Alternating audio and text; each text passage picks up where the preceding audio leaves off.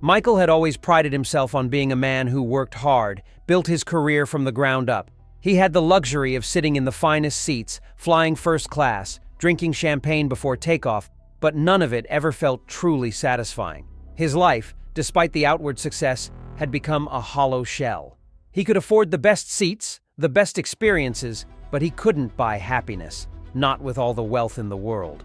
He looked around at the other first-class passengers, all cloaked in their own little bubbles of confidence.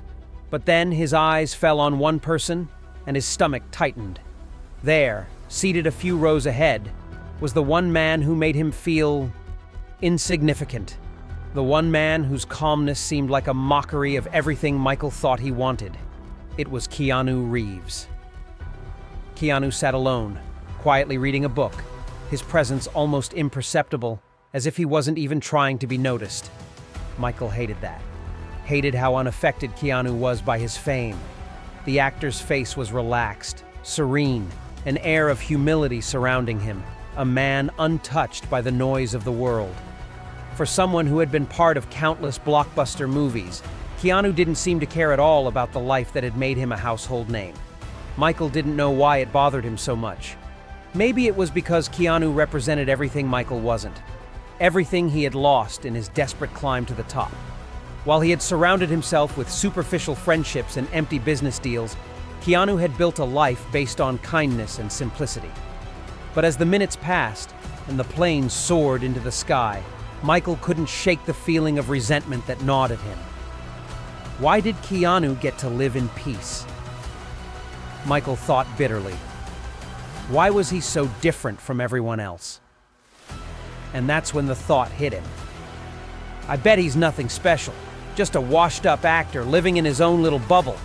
He's just like everyone else in Hollywood, full of themselves, pretending to be something they're not.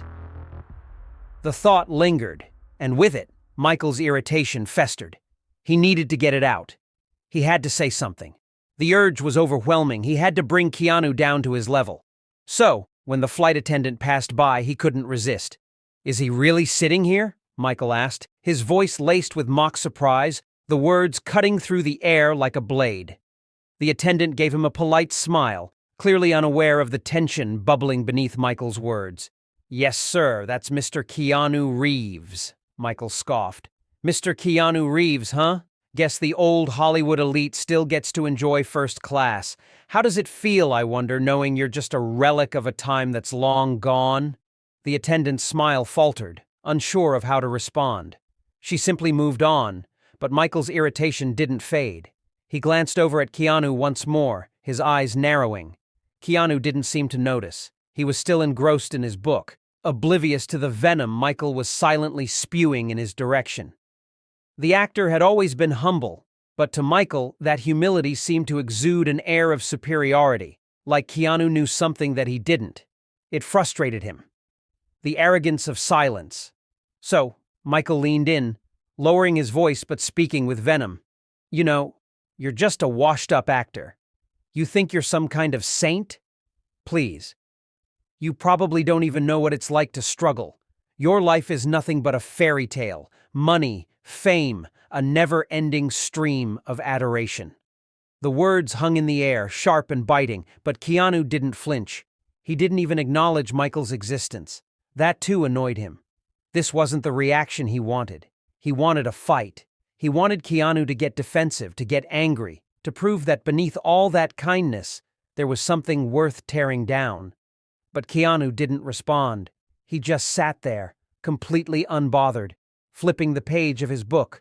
Michael's frustration boiled over. The flight was long. He had more time to stew, more time to craft his next jab. So, when the flight attendant came by again, Michael repeated, louder this time, "You know, I can't believe they even let you in first class. You're not even relevant anymore. You just want the world to think you're some kind of hero. Newsflash, buddy, you're nothing special." The words echoed through the cabin, loud enough for the passengers seated around them to hear. But still, Keanu didn't react. He didn't even look up. This time, Michael felt his own heart racing. Was Keanu really this uninterested? Didn't he feel the sting of Michael's words? Michael's anger flared again, this time mixing with a tinge of self-loathing. Why couldn't I be more like him? He thought. Why does he get all the peace, all the calm? Then, without warning, Keanu closed his book. The plane was still in the air, but now it felt as though time had stopped. Keanu's calm gaze locked with Michael's, and for the first time, Michael felt a tremor of doubt. Keanu's voice broke through the silence, steady but sharp. You're right about one thing. He didn't seem fazed by the insults. I've never struggled the way some people have. I don't know what it's like to fight for every scrap. I've had more opportunities than most people ever get. Keanu's gaze softened slightly, not with judgment, but with understanding. But that's not what defines us, is it? Michael's lips parted, but no words came out. There was something in Keanu's tone, something that made him pause, something that made his own anger feel small and ridiculous. Keanu continued, You think I don't know what it's like to hurt, to feel lost? I've lost people I loved. I've been through personal struggles, pain that no amount of money or fame can fix. But you know what gets me through? Being there for others, showing kindness when I can. That's where the strength is. That's where the peace is. Michael sat back, the weight of Keanu's words sinking in, deeper than any insult he had ever thrown. Keanu wasn't trying to defend himself or prove his worth. He was simply speaking from a place of truth, a truth that Michael had been too blind to see before. Keanu leaned in slightly, his voice quiet but powerful. I know the world can seem unfair sometimes, but tearing others down won't make your own life better. You've got to find peace inside yourself. And you can't do that when you're caught up in bitterness. Michael's heart raced, but it wasn't from anger anymore. It was from a deep, painful realization. He's right. For the first time, Michael felt small, not in the way he had expected, but in the best way possible. He realized how much of his life had been wasted on trying to feel better by belittling others. He had dismissed Keanu as nothing more than a symbol of what he didn't have, but now he understood. Keanu wasn't the problem. Michael was. The rest of the flight passed in near silence. Michael, lost in thought, reflected on everything Keanu had said. By the time they landed, something had shifted within him.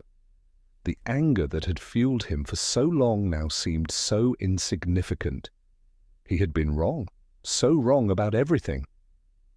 As he disembarked from the plane, Michael couldn't help but glance over at Keanu once more. This time, his gaze wasn't filled with disdain. It was filled with gratitude. Keanu had given him a gift, one that was far more valuable than any material possession or status symbol. He had shown him the power of kindness, of compassion, of understanding. Keanu didn't know it, but he had changed Michael's life forever that day.